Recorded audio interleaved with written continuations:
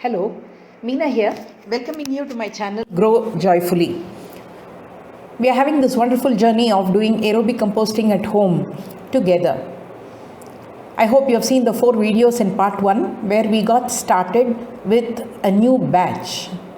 We are now in part 2. We are going to understand the routine that we need to follow, and we'll also understand the composting process in a very commonsensical fashion. Part 2 has 5 videos. This is the first video in part 2 that you're watching. We are going to understand the layering of greens and browns and gathering leachate. On 25th, we started the 3 bins. Today is 28th.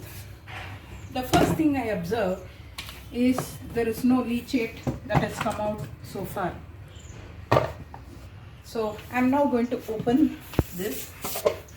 Can you zoom here? You can see that there are 1 or 2 flies coming out, which is okay. But since we keep it completely covered, there will not be any nuisance outside.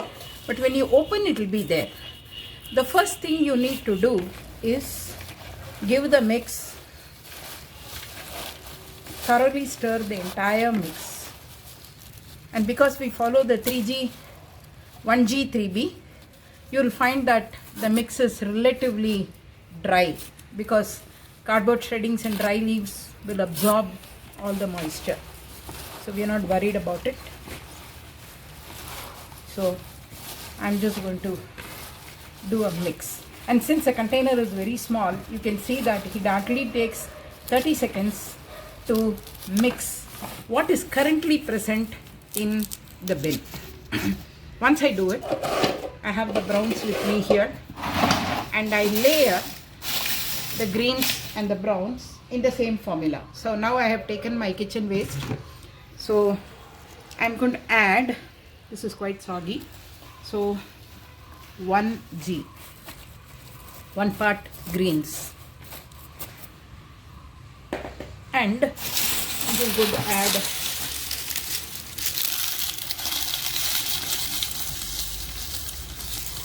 I'm trying to shred the browns, taking more of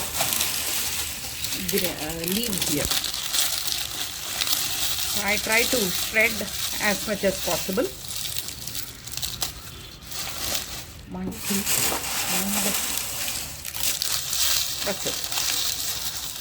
So this is going to be the routine that you need to follow every day or every alternate day, or maximum twice a week. And filling this, I don't think takes more than a minute. So you close it and ensure the browns are there on top. Close it, and that's it. Keep it aside. Today is 3rd March 2021, and I have brought the kitchen waste that I have collected in the last few days. When you are doing layering once in 2 days or 3 days, it's important that you collect the veggie peels and fruit peels in the kitchen without adding anything else. As I told you, no cooked waste, etc. So the way I do it is, I use a container like this, a plastic container which has got lids, and as I cut the vegetables and fruits, I put them and I close them. This is like my kitchen waste for 1 day. So like this I can keep 3 containers, and it's easy for me to bring them to the location where my compost bins are. Okay. Please do not keep them exposed, because otherwise you will end up with fruit fly problems in the kitchen. You may also use an old plastic container. You may use even a stainless container will do, old one. So reuse whatever is available. Ensure it has a lid. So collection at the time when you are cutting the vegetables and fruit peels becomes an easy process. And then you bring them once in 2 days, once a day, once in 2 days, or maximum once in 3 days to your composting bin and do the layering. I also have some fruit peels today.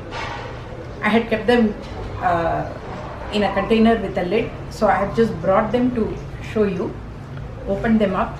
So there are big pieces, so it's going to be a little soggy. The first time I did not have fruit peels, but this time I am simulating that I have a lot of fruit peels as well.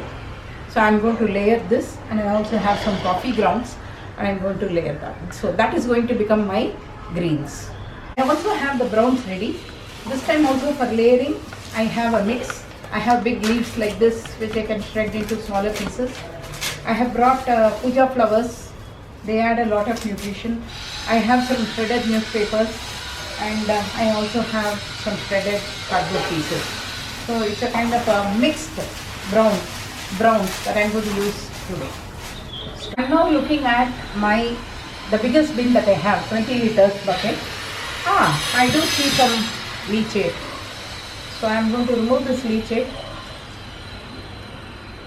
This contains a lot of nutrition, so I'm going to use it for my plants after diluting it 1:10. Okay. Now I'm opening the bin. Here also so far I have not found any fruit flies.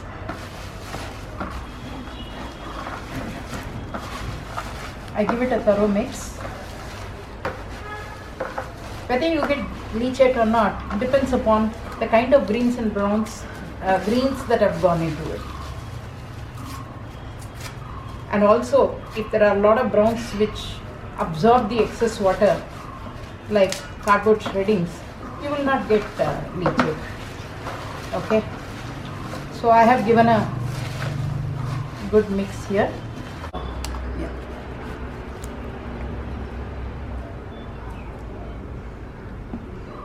So I'm now going to add 1, and then I add browns 3 ratios. Very big pieces I'm going to leave aside.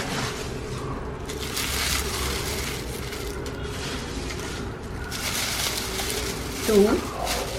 Some twigs are there. We can leave them as they are. And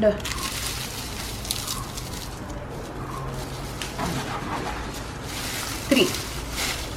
Since I have more, I'm just going to do the same thing again. So this contains a lot of fruit peels. So if you see, I did not put all the greens. I put only 1 handful of greens, and immediately I do the browns. This is important. Please don't put excess greens.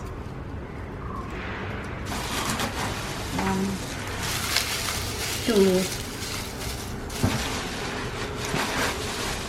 3. Very powdery, so I'm going to add some more. Okay, so this is my last one. I see that it's slightly more than 1 handful.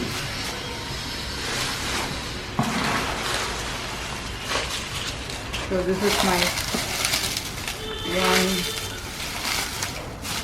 I'm trying to cut them, shred them as I put.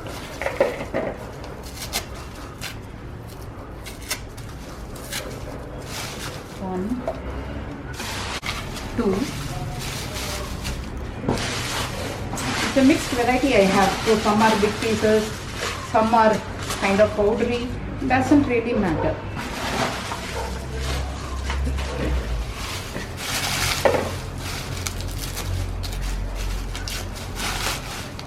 So I've extracted the leachate, I've removed it, and I've put 1:3, and that's it.